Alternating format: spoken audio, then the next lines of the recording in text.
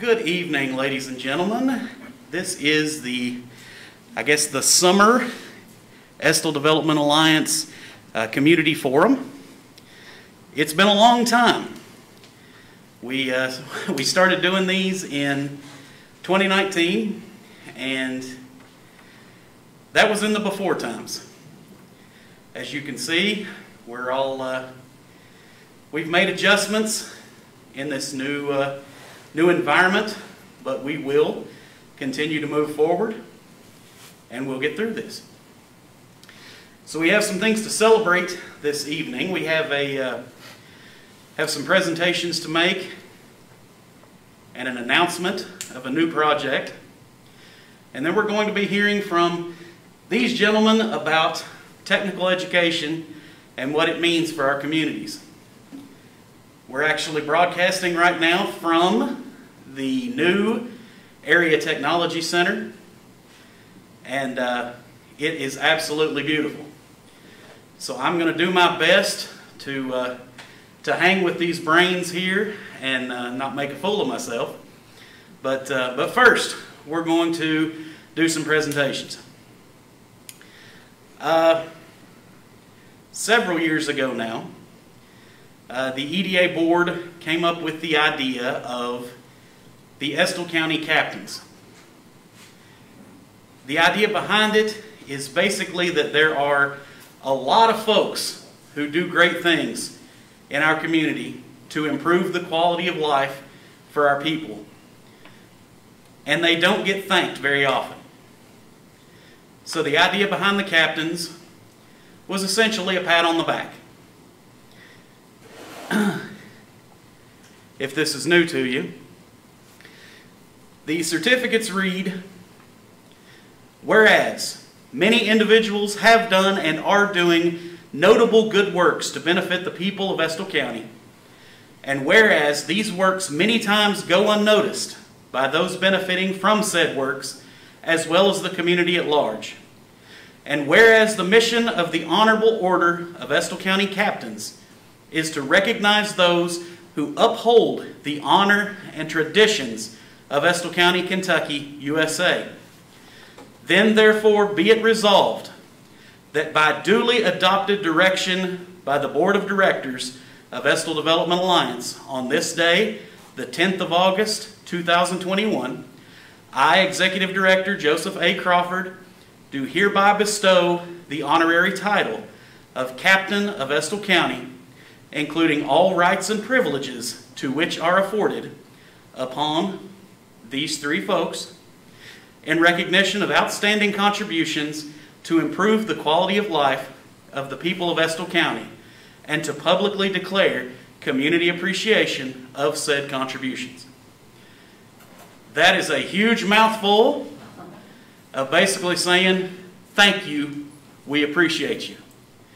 Words is the only thing I can do in this world. So, at this time, I would like to welcome the EDA Board Chair, Yvonne Harrison, up to center stage to make our first presentation.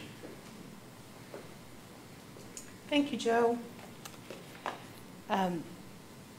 Sara Noland was born in Versailles and has dedicated her life to the service of helping Estill Countyans reach their dreams through reading. Her track in school began in Woodford County. She also started her first library job there during her junior year of high school. The summer after her college graduation, she hired into Estill County Schools as a high school librarian. She made $90 a month. At that time, Estill High only had 125 students. She married Cecil Noland during World War II, and they moved around the U.S. in rapid succession.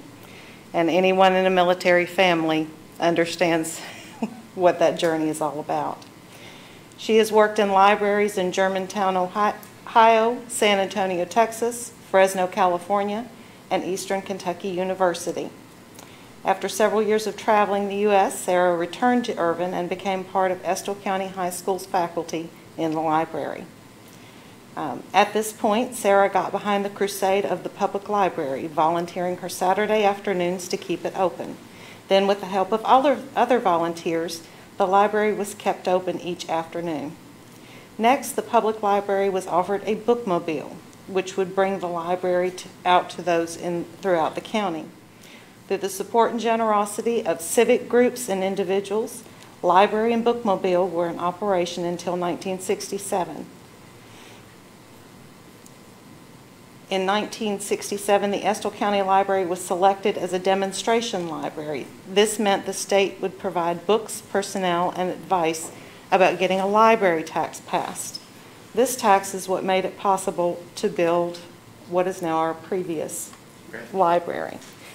My husband, David Harrison, and my other brother, Daryl Horn, and if you know that reference, you are officially old, got out of high school for a couple of hours on a couple of days to help clean out the building and set up the lighting timer when the library transferred from the courthouse to the building across the road. And funny enough, they were also the ones that helped clean out the property when they built our previous library.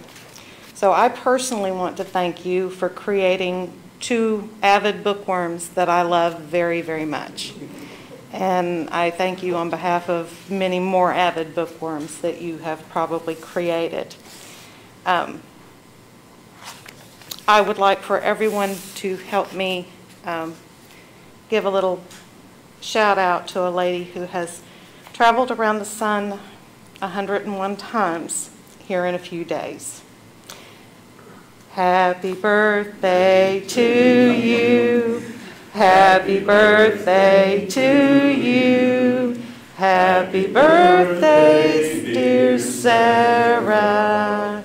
Happy birthday to you. And it pleases me a great deal to present you with your Estill County Captains certificate. Very nice.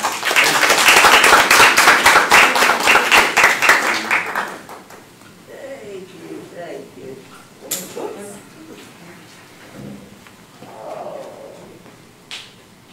The captains receive a certificate, a patch, and a stylish lapel pin.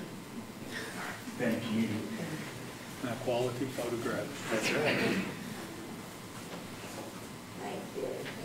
Thank you. Thank you very much, Ms. Noland. Thank you, Yvonne. All right, next up, we're going to welcome another EDA board member to present. I can only pull it down this far, but thank you, thank you, thank you. Yes, ma'am. Thank you very much. You were very You welcome. have to get used to use something new every time, don't you? Yes, ma'am. Thank you, Ms. Nolan. All right, to present our next captain, Francine Bonny, we have EDA board member Ashley Arvin. Well, I will say, I'm sorry, Miss Francine, I don't have your history, but I do know that I've had the pleasure to work with Miss Francine when we volunteered with Relay for Life. It was a huge impact on our community. If anybody has been to our Relay for Life event, you know one of the most special and emotional ceremonies is our Luminaria service. And Miss Francine headed that up. She made that what it was, and I appreciate that because that was always one of my favorite parts as well. She is also involved in many different clubs. I don't know how she keeps up. I know I'm going to miss some. Active member in the Women's Club, active member in Kiwanis Club. She makes the Mushroom Festival happen, well, except for last year. But we're going to get back on track. So she is a huge part of our community, and I want to thank her from the bottom of my heart for making our community what it is today. Thank you.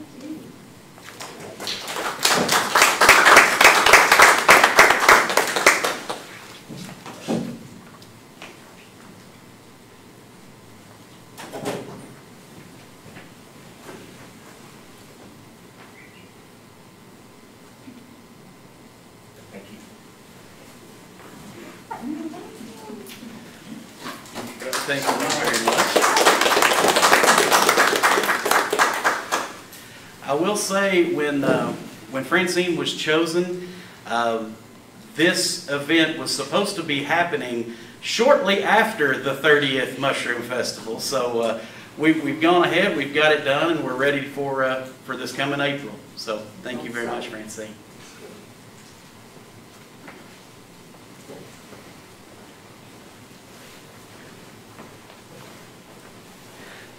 I get to step up for this one. I do want to say that Lindsay Rogers was very much looking forward to making this presentation. Unfortunately, she's a bit under the weather, so she asked if I could take care of it in her stead, and I'm more than happy to. This gentleman, a lifelong educator, in the classroom and outside the classroom, has touched so many people in so many ways. He has gone, he's gone to places that most people don't know exist to help a kid get a leg up. Not only an educator in the traditional sense, he's a keeper of the stories. He knows, he knows things that most people don't know.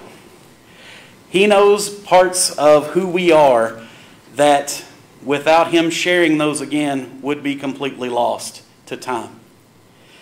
He's a lover of this community. He's a lover of the nature. He's a lover of the native peoples who were here before any of us. He is so involved in so many facets of this community and just keeps on going. He's the first person that'll tell you that he's always been a little rough around the edges, but that's one of the things that makes us love him the most. So I would like for all of you to join me in presenting Mr. Robert Skip Johnson as an Estill County Captain.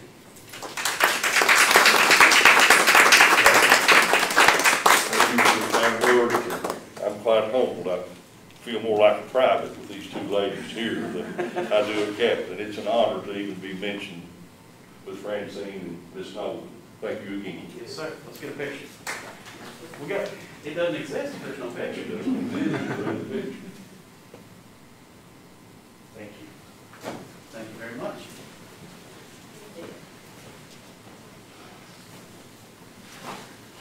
All right, well, congratulations again to these three fine folks. And we're going to keep on moving along here. So the announcement that I wanted to make, this is something that we talked about many moons ago. I've done some videos on social media over the last year. Of course, we've had to adjust. We've had to adapt on how we do just about everything. One of those things is with our shopping. And so much of it, from necessity, we had to go online for so many things. It was brought up, well, why don't we have more opportunity to support our local mom and pop merchants right here in town while still being able to do it from your couch? So we actually applied for some funding from, I'm going to forget now, you'll have to see it on the website. But it's a coalition of funders that came together to help different groups around the state during the pandemic. What we came up with was the East Kentucky Depot. And essentially, we now have our own online marketplace where from the comfort of your easy chair, you can surf right up there. You can find gifts, essentials. We're really looking forward to finding out how broad we can make it.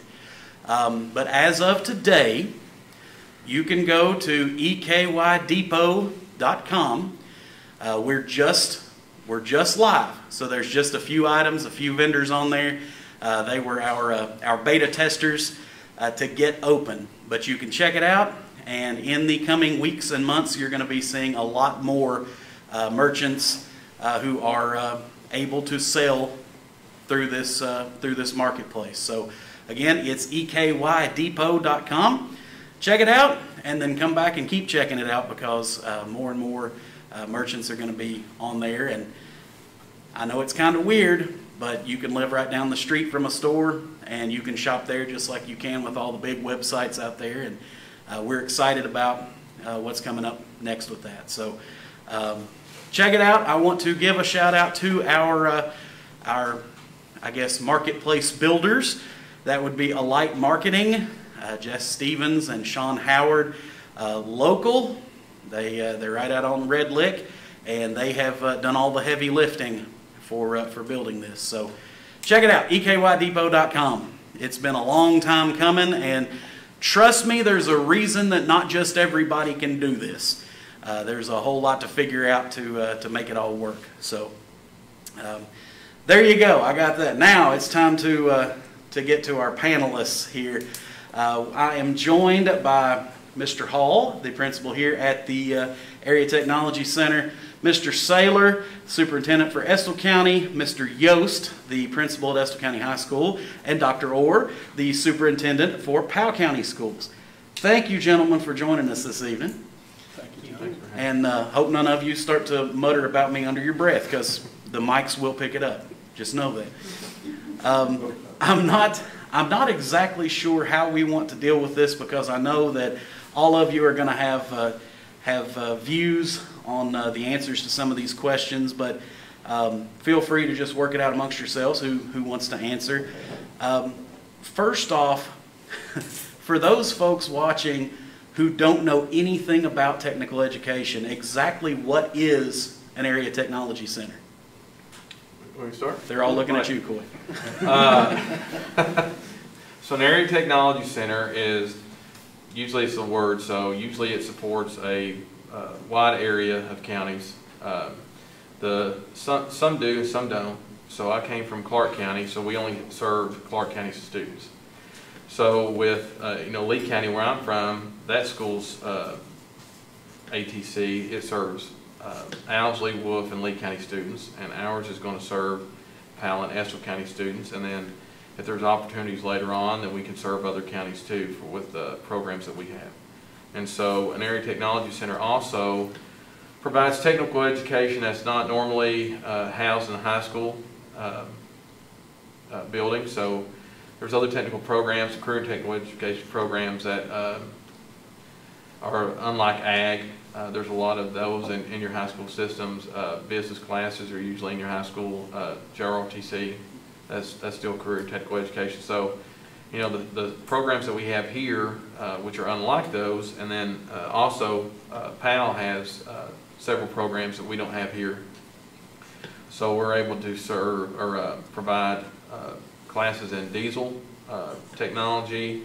We got the advanced manufacturing or industrial maintenance, electricity, or the construction lab, pre-nursing, and then the engineering lab. So. And IT. Oh, and IT, I'm sorry. I can't forget Mr. Rose. Computer science. Well, this is a brand new building. I mean, we're still seeing the sod try to take hold around outside here. What kind of advantages do you see from being able to kind of start fresh with a brand new facility? Well, for me, again, you just kind of set the tone. So you've got a brand new staff. There's some that I was able to bring on that have some experience, so that's great. But also allows the students or the teachers to actually learn together and kind of use that guidance with the principal and work with the surrounding principals at Estill County and Powell County. And again, you come in with a fresh slate. You don't come in with any kind of preconceived notion of what it should be. You actually make those relationships early on, and so there is no bias towards how things may be. Mm-hmm. So. I'll send this one at Mr. Yost, because I know he's got a smirk on his face behind that mask. So as far as having the offerings of the ATC at the disposal of high school students, what kind of how does that give the students a leg up? Well, the jobs that students can get coming out of this ATC are ones that are in high demand across the state right now. That was one of the big, driving forces behind some of the grants we were able to get through the district for this wonderful center. And, we of course want to encourage students to go to college who want to go that route, but we know that historically about half the students who graduate from Estill County High School don't attend a four-year university. So making sure that they have the technical skills to go out into the workforce and not just get jobs, but to get high-paying, high-skilled jobs is such a tremendous asset to the students who come out of Estill County High School. And being able to work with Coy and his team to provide those opportunities for our students, we're going to be sending well over 100 students here in the first year and increasing that number every year thereafter. That's students who can graduate from the high school not just with basic skills, but with those strong technical skills they need to have those high-wage, high-skilled jobs after they leave the high school. Excellent. Well done. You passed. Well, Mr. Saylor, I'm going to point this one at you because this is one of your favorite things to talk about. It takes a lot of money to get a facility like this off the ground. So give the folks who haven't heard your song and dance yet how this facility came to be from a financial standpoint.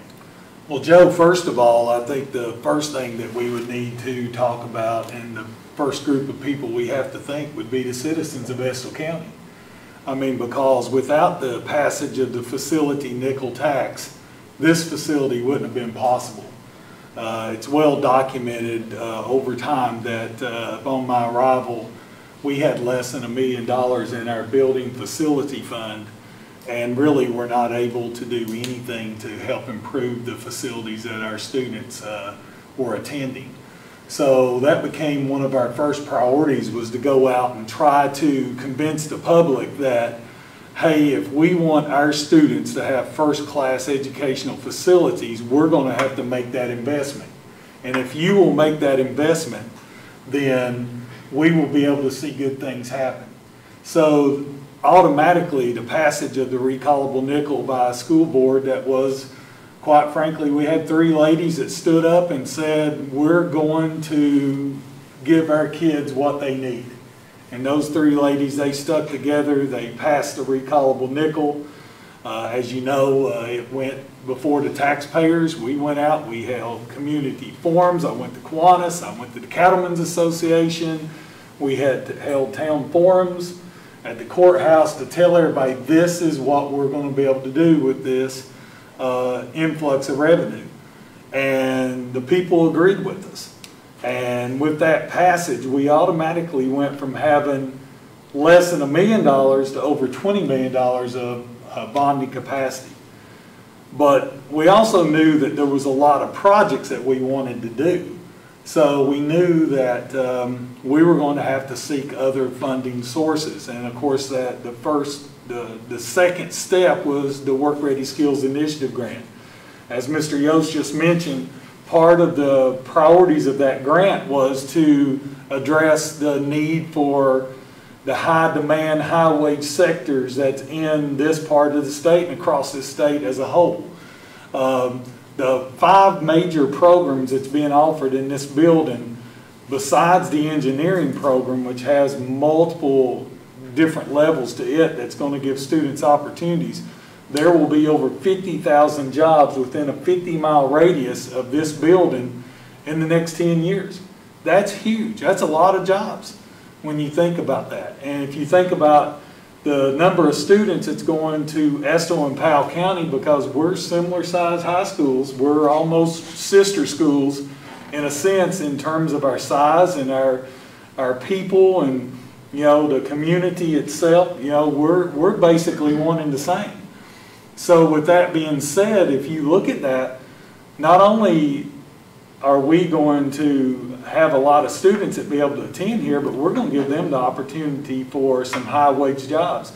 And I can tell you, without the cooperation of the Powell County Board of Education and their administration, that Work Ready Skills Initiative grant would not have been possible. And we have to thank Dr. Orr. I mean, he's the current superintendent, previous superintendent, Mr. Tate. They saw the vision just like we did and said, yes, we'll partner with you. And without that cooperation, that wouldn't have happened. And then we were fortunate enough to also apply for an EDA grant through the help of our, I guess, our local representative, Congressman Barr, got that ball rolling. We had support of both of our state senators, and we were able to obtain a $4 million EDA grant, which when you put all that together, this building is made up of a $4 million EDA grant, $5.7 million, which is the Work Ready Skills Initiative grant, and $5 million local facility tax that created this $14.7 million building that you're sitting in right now. So it was truly a local, state, and federal project. If you were here on the dedication day, I told everybody this is what happens when Republicans and Democrats and independents, this is what happens when everybody comes together to do what's best for kids.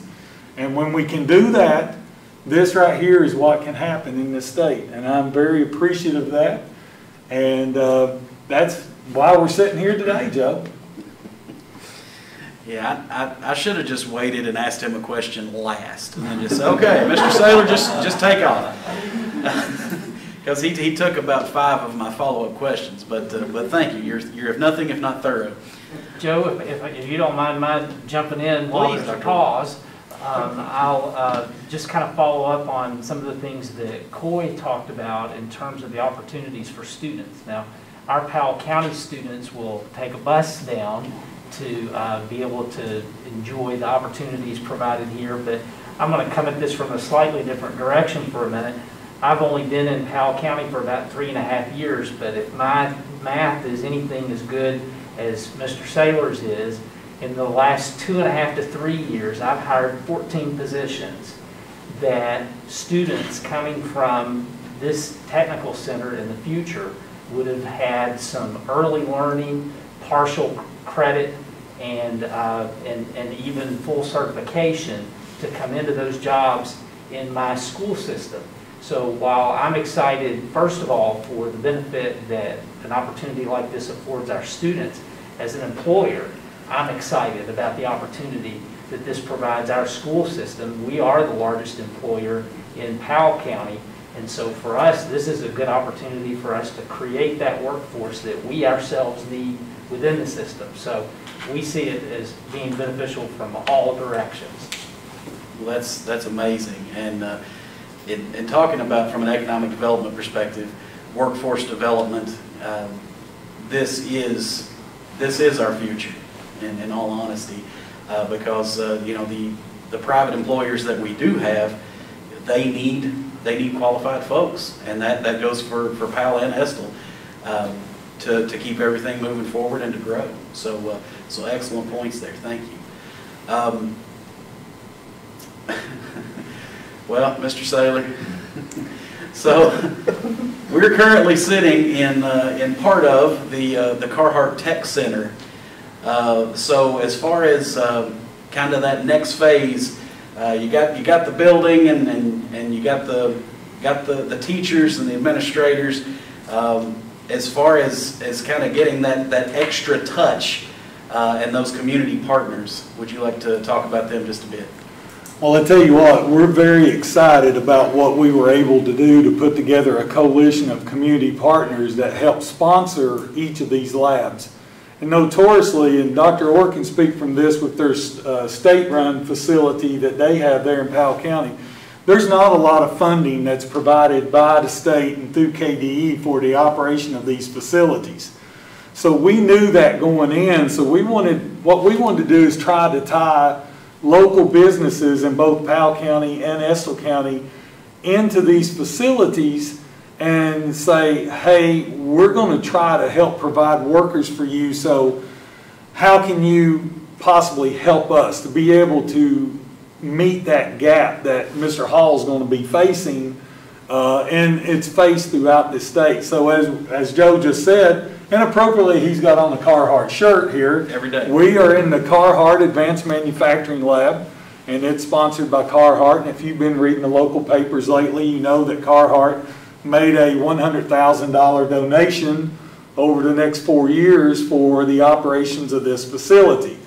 And it's probably my opinion that it's just not a 4-year thing. Now, it might not be $100,000 4 years from now. That's up to you, Coy. You'll have to deal with that. I'm retiring in 2 years. But with that being said, you know, Carhartt has made a big investment. You know, they've made it very clear, you know, back in 1931, the people of Estill County made an investment in Carhartt, and that's the reason why you get to see Carhartt on the hood of a NASCAR vehicle, you know, on weekends, you know, a multi-billion-dollar industry that was saved by the people of Estill County. You go right downstairs, you got Markham and Wallace Hospital that's sponsoring the Health Science Lab, and the Estill Medical Clinic, which is another local clinic here that's owned by our board chair. And they're sponsoring that program to provide for the materials that they need to do that. Similar story for Markham Wallace, you know, the people of Estill County is the reason why Markham Wallace is here today. So that's 2 prime examples. If we go on by Citizens Guarantees, right next door, sponsoring the IT program, which of course we know what the needs are in informational technology and computer science. So we're very appreciative to Carhartt, to Markham and Wallace, and to Citizens Guarantee. They were our 3 original partners in the grant process. And you know, Citizens Guarantee has sponsored that lab for $25,000 over the next 5 years, and honestly would have done more. I had to back them off. I said, listen, I might need something for Estill County High School. You got to slow down a little bit here. We might need something for the high school, but you know, and that's for all the kids. It's for Estill and Powell County kids. But to keep going on, Tanner Chrysler Dodge is a sponsor of the Diesel Lab, which is a Powell County, Stanton, Kentucky business. You got Clark Energy and Jackson Energy, which is the 2 co-ops for Estill and Powell County. And then I'm leaving out our architect and our engineering, our consultant engineering firms, Ross Tarn Architects and CMTA Engineers, who sponsored the engineering lab. So it's close to $250,000 cash and going on to $500,000 when you consider the fact that Mr. Verlin Pruitt, in honor of his wife, made a sizable donation several years ago to the Estill County School District. It's in excess of $200,000 that he has graciously said that he wanted to be used in the engineering program here for these students. And of course that engineering lab is dedicated after his wife, who taught in the Estill County school system for many years. So you put all that together, that's $500,000, local businesses and community members that's saying, hey, we believe in career tech ed. That's the short of it. That's as short as I get, Joe. I'm excited about our community partners, though. That is unheard of. Coy's worked at Clark County for 14 years, I believe, before he got here. 13. Another place. Yeah. You didn't see stuff like that. No, I didn't. And that is something brand new, and we've worked very hard for that. Teresa Dawes, I'd be failed if I didn't mention Teresa Dawes. You always got to say, just say Teresa Dawes. And Estill County Captain, by the way. Yes, she is. Teresa Dawes is an Estill County Captain and worked tirelessly on those contributions. And that's really huge. That is a huge investment by our community partners.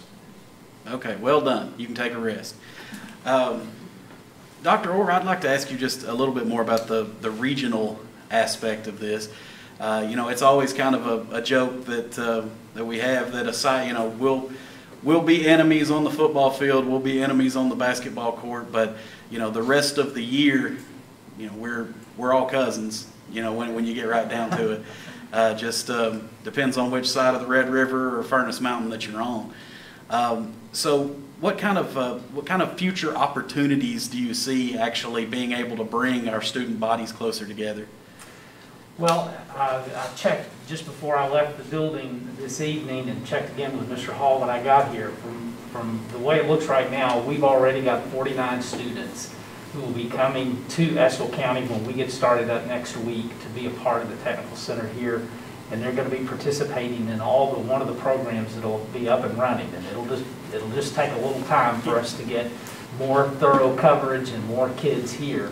But I'm really excited about that number of students. And you know, the fact of the matter is, Mr. Saylor's talked about partnerships here in the community.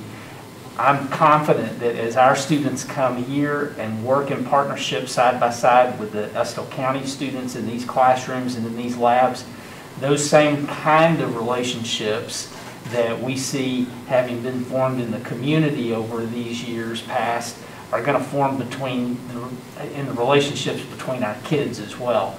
When they work side by side, struggle sometimes side by side in the classroom, that's going to build those relationships and build their futures and careers together. So I think that in and of itself is a great opportunity for our kids, even in addition to the opportunities that they'll have for their own economic future and their own personal growth as well. Excellent. Well, and I imagine that's going to mean as more couples form, there's going to be more traffic on 82. I'd say we'll have a couple of new buses that are burning up the road and nothing else. Can we use that to get a widening project Work on it. to the parkway? We'll make sure Teresa writes that down. Get Teresa Well, Mr. Hall, Mr. Yost, walk us through a little bit of the nuts and bolts of, with the scheduling, because I know that's a question that a lot of folks have is, I've got a freshman this year at Estill High, and trying to let folks know, okay, well, great, we've got this school now, I've got an 8th grader, when do they get to take advantage of some of these classes? Well, again, too, you have to include Powell County on that as well. Sure. When I looked at the schedule, I wanted to have something that there was equal balance between both schools. Mm-hmm. I didn't want there to be one side gets more time than the other. And so I sat down and I looked at the schedule, and so getting classes and setting those classes up, we have to have so many contact hours. If you don't have the contact hours, then you shorten your opportunities to give dual credit opportunities for these students. And so that was a big thing for me because, again, personally, as an instructor in Clark County and when I was in Kent County, I was able to give dual credit opportunities. And so my students were able to get 18 hours of college credit when they left high school just through me. And so that was something that I made sure that I had to take care of. So I had to make sure the contact hours were there. And so what I did is I spoke with Powell and Estill County Schools, and so I kind of set it up in a block period. And so we're doing 3 blocks in the fall and 3 blocks in the spring. And so we start off with the basic classes. But we also knew that there was a need that was going to be there for Powell and Estill County Schools.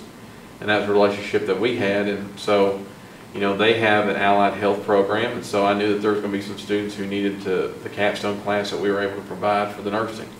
I know that at one time there was an allied health program here in Madison, or from Madison County, that was housed in Estill County.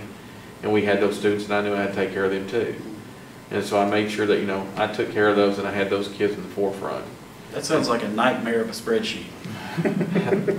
No, it's just a couple late nights.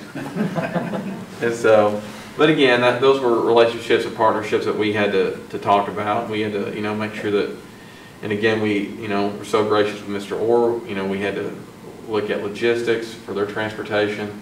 And so we had to take care of that. And so it was a community approach on that. And hopefully I answered that question.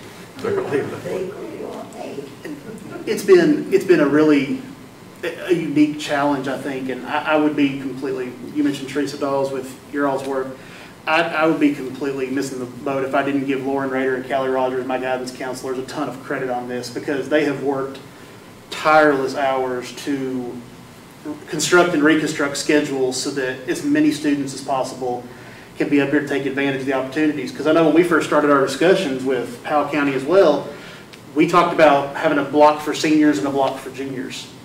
And I mean, we've now got a situation where we restructured our schedule. And Estill County was on trimesters for a very long time. And we restructured our schedule to go to semesters with an extended period in the middle of the day, because from our experience going to Madison County for the last 40 years, you've got a period in the morning and a period in the afternoon, but you've got that middle time of the day where lunch becomes a factor and you have to get kids fed and it's hard to get everybody in. But by going to one extended period in the middle of the day, our blocked period we call it, our leadership team looked at it and said, that's a time we can even send more kids over to the ATC. So we've been able to give freshmen and sophomores some opportunities that we really didn't think we'd be able to when we first started this project. So it's been wonderful to see the collaborative project between both Powell County and Estill County High Schools, with Mr. Hall and his team, with the guidance counselors from each school, and our leadership team at the high school too. I mean, I could start naming names, but I'd forget them all. Our leadership team having the foresight to think about what can our schedule be where we're going to be able to accommodate as many opportunities for our students as possible to come over here. So we've got 3 separate blocks during the day we can send students over, and I would have to look at the numbers because I know Callie and Lauren were changing schedules even today to make a couple of changes, but I would be surprised if we're not close to 200 students taking advantage of this facility by the end of the year. So I've got a phenomenal team that I work with on scheduling and working with Mr. Hall. We sat over here yesterday and had an hour meeting about how we could adjust some things to get more students, more opportunities. So it's been a really important collaborative effort to get as many students in here as we possibly can this year. Well, that's awesome. And just to let you folks at home get a little taste of, there's a whole lot more to it than just, well, why don't you just send them over there? You know, yeah, my kid wants to take this, just let them go over there. Well, there's a whole lot more that goes into it. Make sure everybody is where they need to be to get all those the graduation requirements and all. You know, there's so many layers that again, it sounds like a nightmare spreadsheet. So I don't want to have anything to do with it.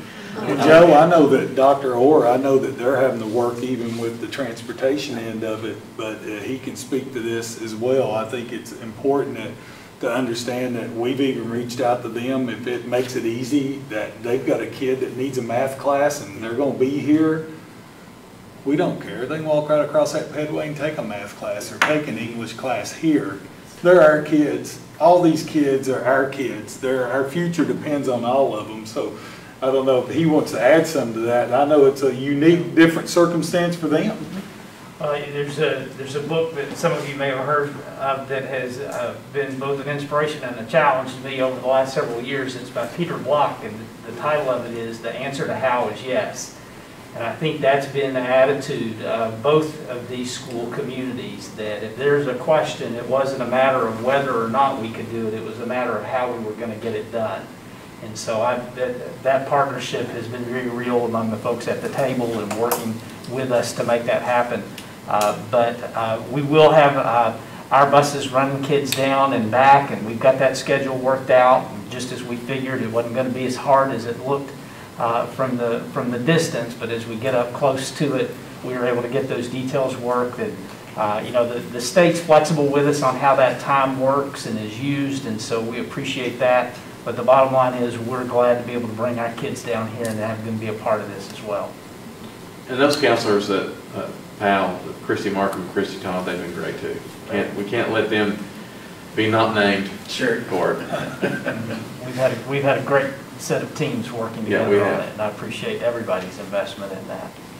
That's great. And it's funny. This is almost like watching, you know, a press debriefing after, you know, the Jet Propulsion Laboratory and NASA, and everybody's like, yeah, we've got a great bunch of teams here. Everybody's working together great. It's closer to rocket science than you would think. I'd imagine. Well, there's one more glaring topic that I know a lot of folks are talking about is, I guess going to that bourbon barrel lid that was transferred over at the dedication. A lot of folks are interested in the evening offerings that are going to be available for adults. Now, pretty much my stock answer has been just give them a minute because, you know, this is something brand new, and all the scheduling and everything else just with the high school students is a huge ordeal. What are we looking at going forward as far as BCTC or any other post-secondary offerings coming to the ATC? Can we answer part of it? Yeah. Okay. So that's kind of a loaded question. So first you've got to make sure that the staff is certified and qualified in certain aspects. So to teach dual credit or night classes, the individuals that you hire depending on what programs they have different backgrounds and requirements for them. So, for example, for diesel, you have to have minimum associate's degree in diesel technology. So if you do not have an associate's degree in that, and you come on only as work experience, and that's how a lot of my teachers come in, their alternative certification. So when you have a career technical educator, CTE teachers that come into ATC, a lot of them do not have college hours or degrees when they come to teach. Now, I have been very blessed. The team that I have arranged here, so far, every one of them's had a college degree. So again, that opens up opportunities from the get-go on being able to offer dual credit opportunities and being able to do night classes. Now again, too, that comes on the relationship that BCTC has. What allowances do they want? Now, there's already been communications, and so we're kind of waiting to get our last two pieces of the puzzle, and I'm doing 2 interviews on Friday. Some of those applicants have degrees. And so after I get those applicants taken care of, I'd like to have a loaded deck, and then the sky's the limit on that. But again, too, it's just making sure that those teachers have all the certifications and qualifications to be able to do those. And then again, too, because of COVID, I mean, you know, I've ordered equipment in May, and we're just now getting some of it. So again, too, we've got to make sure that we're taking care of our students first here before we start looking at some of those night classes, because, you know, we may not have some equipment that's required for the college before we can do that. So basically just give them a minute. Just give me a minute.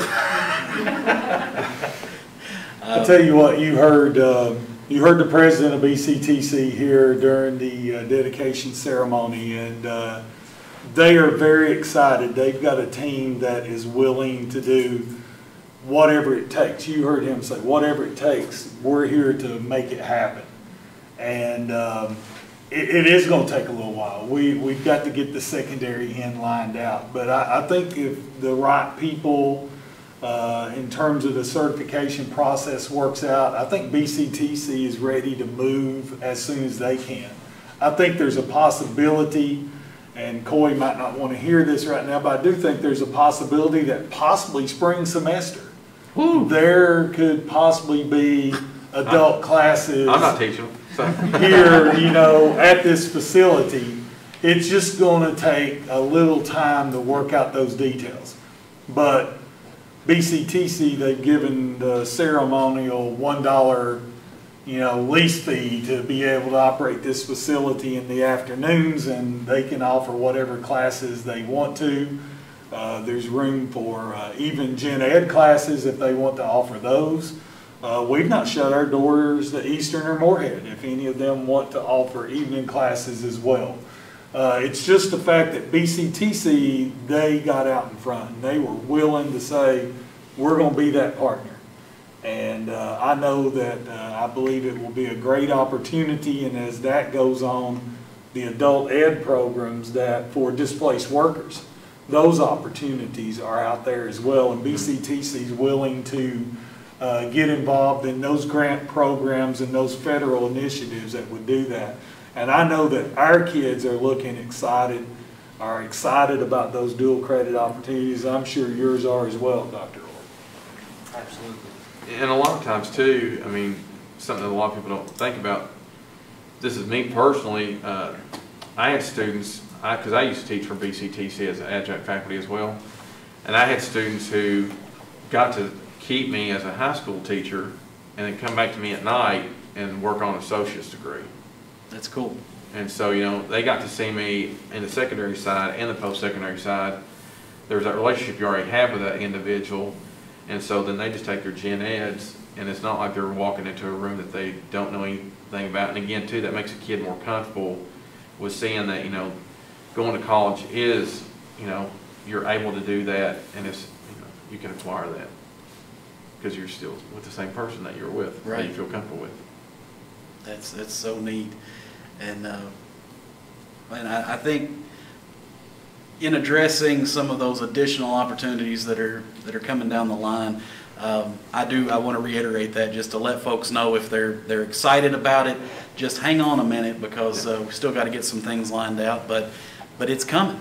there are some wonderful things coming there. Well, gentlemen, we're just about out of time, but I wanted to toss it out and see if there's anything that we've missed that any of you want to make sure the folks out there hear about. You know, Friday, I got an email at 6:09 a.m. and so it said Jeff Saylor. Yeah, no, but his name was Jeff. But you know, I already have companies contacting me about wanting me to come out there. If they're wanting to come out here, they're wanting to see what we offer and see what needs that we can address. You know, before I came to Estill County, you know, I had a lot of connections myself, and it wasn't just in Winchester. I had connections and contacts with companies in Mount Sterling, Berea, you know, Richmond, Fayette County, Pulaski County, and so I took care of my kids in a lot of different avenues. And so we had a company that reached out to us from Powell County, and so they said, you know, what kind of programs do you offer? Can you help us? And they said, we need 50 people right now. So we would hire 50 people right now. And so they said, if you can come out here and check out our facility. I said, you know, I'm more than willing to do that. I said, I want you to come in here too. And I said, again too, I said, these are partnerships that we can have. After we get, you know, the teachers and everybody in, that's what I told Mr. Saylor and Dr. Orr when I got here. You let me take care of some other relationships, because I'll go knocking on doors. I don't care to cold call. Because again too, there's a lot of individuals and companies, employers that may not think that we are able to help them, and we can, just because they don't think about it. And so, you know, there's some small companies, small businesses in Winchester that they didn't think that I had some students who could work for them, and then they got into it, like, you know what, yeah, these skills have, not only did I teach welding, but I also taught other transferable skills that they were able to use. And so, you know, they were able to work in another capacity, maybe not welding, but they were able to be a, you know, a gainful employee for them too. So basically you're saying buckle up, we're about to start rolling at the speed of I'd awesome. like to. Yeah. Okay. Well, and I think there's opportunities here for kids to walk right out of this door with a high school education and walk into a good paying job. And I mean, for instance, in this lab right here, the section of this lab right here behind us, Carhartt's getting ready to start delivering their equipment here. That'll basically be an on-site Carhartt training service center. So a student that comes here, and they can do all the advanced manufacturing and industrial maintenance, but they can also train in terms of going to work at Carhartt. And the students that complete that training process, Carhartt's talked about giving them a certificate that they can turn in for some type of award upon employment. And beginning jobs at Carhartt right now are starting at over $18 an hour with full benefits, and that's non-production. That's without a production quota. So those are the types of things that we're talking about. You know, a company in Powell County, Carhartt, which is right here. Students that's walking out of her health sciences downstairs that have nurse aid certification that can go to work at the hospital, at the nursing home. There are jobs available right now. I guarantee Dr. Orr can tell you there's jobs available right now in the nursing home in Powell County for nurse aid certification. So it's not only just those programs, but as you establish those relationships, as Coy talked about, we've got needs here in Estill and Powell County that we can meet those employers' needs as well. They've just got to pick up the phone and call. Yep. It's up to this man to figure it out. That's why Dr. Orr and I hired Coy. Because of his experience, his background, we were part of that committee that hired him. Josh was on that committee as well. We believe in the job that he can do. And now you got big shoes, man. Yeah, no pressure. No pressure. It was like when I was getting my knee surgery. I asked him who I need to talk to at the Montgomery County Hospital so I could try to take care of the Powell County students who may be living on that side of the county. Because again, too, those are, you know, I've got to take care of all our kids. Right. And, you know, that may be a little bit of a long distance depending on where they live. That, you know, maybe Estill County is a little bit farther, but I can still take care of them in Montgomery County. And so. So neat. Joe, I think that's, for me, the big takeaway, and I've kind of been an author in this entire process because, you know, from the community stepping up and saying we want to help build these facilities, from the community partners who are giving money so generously to help with this. I've beat this drum with the students, and they've heard it 1,000 times, but the silver bullet is education. But education is an idea, is something are able to expand now beyond simply go to college. It's, let's show you all the different possibilities that exist for you to not just go to college, but to go into a job, to do whatever it is that you want to do to be a productive member of society. Their doors are open now. And that's something I think is so important. This whole idea, I mean, when I was in high school, my impression of career tech ed was you're going out to the shop and you're going to, you know, make your little wood carving and there you go. The field of career tech ed is so expansive now that our students are going to have so many opportunities in Estill and Powell counties to really determine their own futures. And to, I mean, Mr. Saylor says that every child has a destiny. And they now will have all the tools at their disposal to embrace that destiny and to embrace what vision they want for their lives. And that's, you know, as a kid who grew up in Clay County in Eastern Kentucky, that's so important, is to be able to provide kids with that vision of what can be. It's not about what is, it's about what can be for them in their lives. And going forward, I think that's what this center represents to me, is being able to show kids those opportunities and open those doors for them. Well, again, too, I think it, you know, kind of what, back on what he had said, there's a huge misconception about what CTE is. Sure. A lot of people think all you do is you go and work in a shop and you make wood carvings and things like that. So, you know, but we do a lot of applied academics that, you know, the high school can't do because they don't have the resources to do. You know, we teach applied math, we do technical writings, we do applied science and hands-on science. And so there's a lot of different things that we're able to apply in a real-world aspect that a lot of others can't do. So. No, I really very much appreciate the support that our staff in Powell County has given to this. As was mentioned before, our counselors, Christy Markham and Christy Todd, have worked together really well, worked with our transportation department, Doug Brewer and Candace Elkins. Brian Wilson's still kind of coming in post-COVID to the principalship in his role. But we've had a good team working together, but we recognize at the same time that the team here has done the heavy lifting, and yet they still welcome us and make us feel equal partners, and I appreciate that very much. The warmth has been sufficient to melt asphalt, and so I appreciate that. We've been grateful for that partnership, and we look forward to it only growing stronger and better over the next years. Can I steal that line? I like that line. I'm gonna steal that. We actually did melt asphalt out here.